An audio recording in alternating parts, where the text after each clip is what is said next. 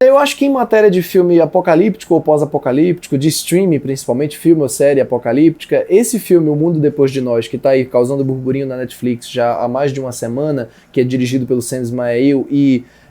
uma adaptação, né, de um livro de mesmo nome, Leave the World Behind, Deixe o Mundo para Trás, no título original, já tem uma vantagem em relação a vários coleguinhas do mesmo filão que ele, porque ele tem um elenco central de adultos muito, muito forte, um elenco classe A mesmo, e que defende com unhas e dentes esses personagens, esse texto e essa atmosfera. Estou falando, claro, da Julia Roberts e do Ethan Hawke, além, claro, do Mahershala Ali. Esse filme, para quem não sabe do que se trata, vou dar uma sinopse bem breve, é um casal, Julia Roberts e Ethan Hawke, que alugam uma casa para passar um tempo com os filhos, o filho mais velho e a filha mais nova, uma casa de praia gigantesca. E durante a madrugada, essa casa,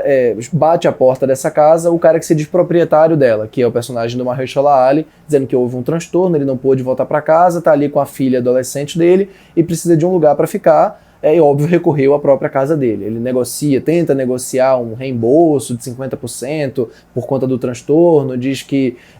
não vai atrapalhar em nada e tudo mais, e aí, lógico, se instala uma tensão do tipo, tudo que ele está dizendo é verdade? Se for, o que é que está acontecendo? Né? Por que a gente está sem sinal? Por que tal e tal coisa estranha, que tem várias coisas estranhas que vão acontecendo até aí, estão acontecendo? Basicamente é isso que dá pra dizer pra quem tá por fora, pra quem não ouviu falar no filme. Muita gente a essa altura já assistiu O Mundo Depois de Nós, algumas pessoas me perguntaram o que eu achei, eu cheguei a comentar alguns dias atrás no Twitter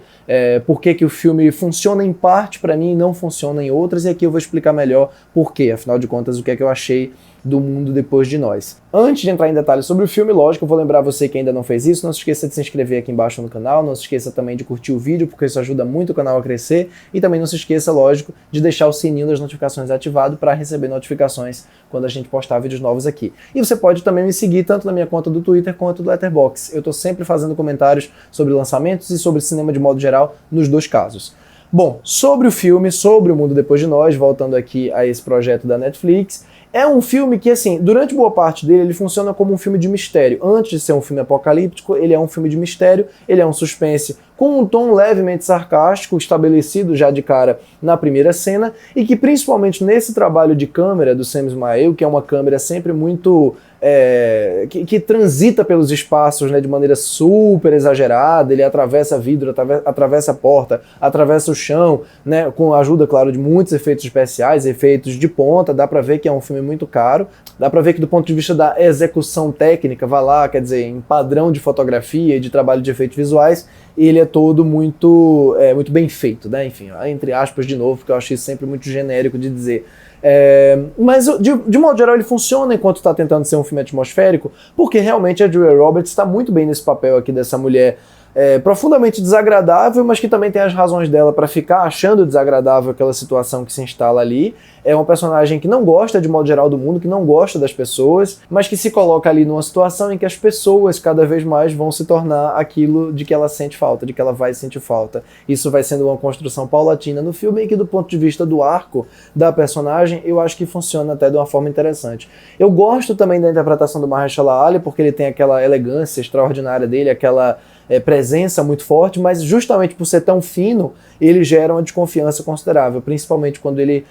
dá aquele olhar de preocupação, né? Arregala os olhos e deixa a gente nervoso. E eu gosto muito de como o filme estabelece o primeiro grande momento apoteótico aqui, que envolve um navio, porque já deixa claro a sensação de que o filme pode ir para uma direção muito mais absurda. É uma cena que na concepção e na execução ela é bem interessante. Ela é filmada de uma forma clara, visível, muito bem feita, muito curiosa e muito concreta também. Quer dizer, é muito raro a gente ver uma cena absurda como essa ganhar as telas dessa maneira e tão cedo no filme, né? Eu gosto bastante dessa cena do navio e eu gosto também de uma outra cena pontual no filme que constrói suspense muito bem, como, por exemplo, uma cena que envolve vários carros numa pista gigantesca, que é uma cena bastante tensa e talvez seja também um dos poucos momentos em que eu curto essas piruetas que o Sam Esmail faz com a câmera, né? Essa coisa de ficar virando de cabeça para baixo, mostrando a câmera, mostrando tudo num viés inclinado. Aqui, por exemplo, ele termina a cena dos carros mostrando a pista inteira num plano único, que reforça essa ideia de tudo destruído de um lado específico da imagem, e isso realmente, da maneira como a cena é filmada, só poderia ser mostrado daquele jeito, quer dizer, a gente só poderia ter a dimensão espacial daquilo ali com aquele tipo de enquadramento, com aquele ângulo, e, portanto, nesse caso, para mim faz sentido, assim como faz sentido também uma cena em que acontece uma queda de um avião, e eu gosto muito da forma como ele usa o plano contínuo, né, a ideia de um plano sequência, para reforçar a ideia de pavor e de proporção, quer dizer, é um efeito visual muito bem construído da cena, de modo geral, é uma cena bacana, é uma cena interessante, mas principalmente é uma cena em que ele justifica bem esse uso formal, não é só um preciosismo aí, não é só um trabalho de plano sequência para mostrar que ele sabe dirigir bem. E só voltando para a cena dos carros, eu gosto também como ele dá uma de Alfonso Cuarón, né, de Filhos da Esperança, e faz um plano longuíssimo dentro do carro para mostrar os personagens tentando escapar ali daquela situação, porque realmente aquilo é bem encenado, aquilo gera atenção e você presta mais atenção na ação em si, no suspense em si, do que propriamente no que ele está fazendo com a câmera. Coisa que realmente não acontece em várias outras cenas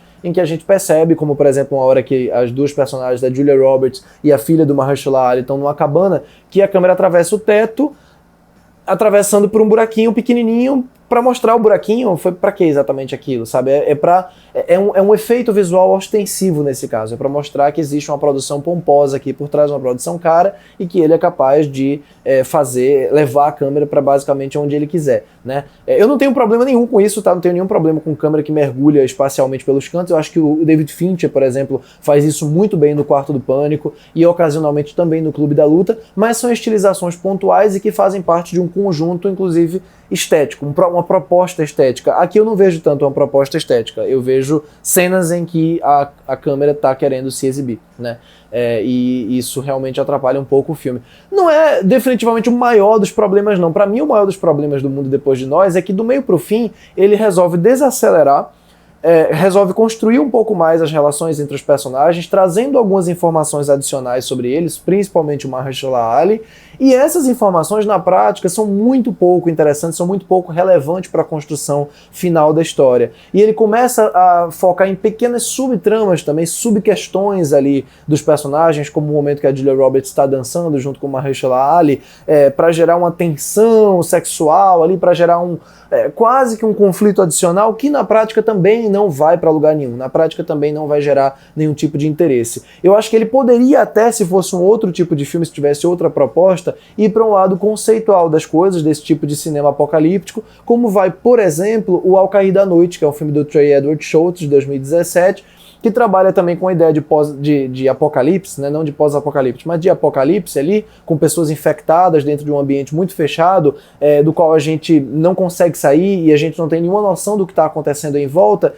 Mas ali realmente é um trabalho mais voltado para aquelas relações de personagens, então faz sentido que a gente acompanhe só a tensão que se passa ali. Aqui, a minha sensação, pelo menos assistindo O Mundo Depois de Nós, é que o filme fica flertando com várias ideias diferentes, com várias ideias, inclusive, do governo, de teoria da conspiração, de personagens extras que aparecem e desaparecem completamente, para criar essa sensação de que algo vai acontecer, algo muito grandioso vai acontecer, e no final das contas a grande discussão dele acaba se fechando em torno da ideia de vamos salvar a mídia física, né? Tem uma grande sacada, uma grande piada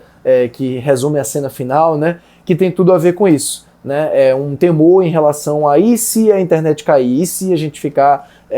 perder tudo que a gente tem nas nuvens, né? Já que a gente está deixando toda a nossa vida de maneira virtual. Então tem uma discussão aqui sobre isso, mas eu diria que é menos uma discussão e mais uma questão colocada como bait, né? Quer dizer, como isca fácil para a gente discutir sobre isso, porque afinal de contas essa é uma das questões mais discutidas hoje, além de inteligência artificial, que também é colocada aqui na cena dos carros, por exemplo. Então eu acho que é um filme de questões pontuadas e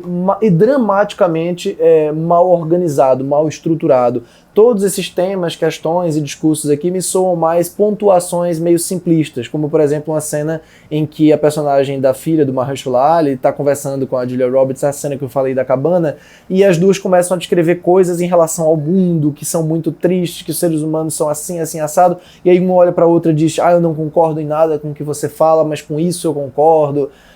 enfim, é o momento RT do Twitter, né, essa cena. Então eu não tenho paciência para esse tipo de coisa, porque esvazia atmosfericamente o filme, né. Então ele tem momentos isolados muito interessantes, ele tem uma primeira metade curiosa, que incita o interesse do público, certamente me deixou interessado, mas à medida que do meio para o fim a coisa ia morgando atmosfericamente, enquanto outras iam se repetindo, como essa coisa de um personagem olhar para uma coisa e você esperar ser uma coisa muito incrível, quando vê não tem nada demais, é mais uma estranheza, isso vai esvaziando tematicamente e atmosfericamente esse filme aqui do Sam Esmail. Não sei se no livro é a mesma coisa, também não me interessa, não estou aqui fazendo uma review do livro, estou fazendo um comentário sobre o filme, pode ser que no livro a coisa seja um pouco mais completa do que aqui, e honestamente eu também não tenho muita paciência, e aí é onde o Mundo Depois de Nós se iguala a vários outros coleguinhas dele de streaming, como eu falei no começo, que é essa coisa de finalizar tudo com uma piadinha, com uma sacadinha. A última cena é pra mim o auge disso. Eu sei que muita gente vai achar uma grande piada, uma grande sacada, mas pra mim é aquela coisa de tudo em função dessa sacada, tudo em função de fazer, de amarrar uma pontinha com relação a uma certa personagem, ao invés de realmente propor uma experiência mais densa e mais carregada, que poderia ser a experiência aqui. Gosto de algumas coisas, gosto de algumas cenas, gosto de algumas ideias, admiro outras e principalmente gosto muito de como esse elenco aqui, sobretudo a Julia Roberts e o Mahershala Ali, mantém um empenho em deixar o filme aceso, vivaz e interessante durante mais de 2 horas de duração, coisa que o Sam Esmail certamente não faz da mesma forma, ele deixa a peteca cair mais rápido.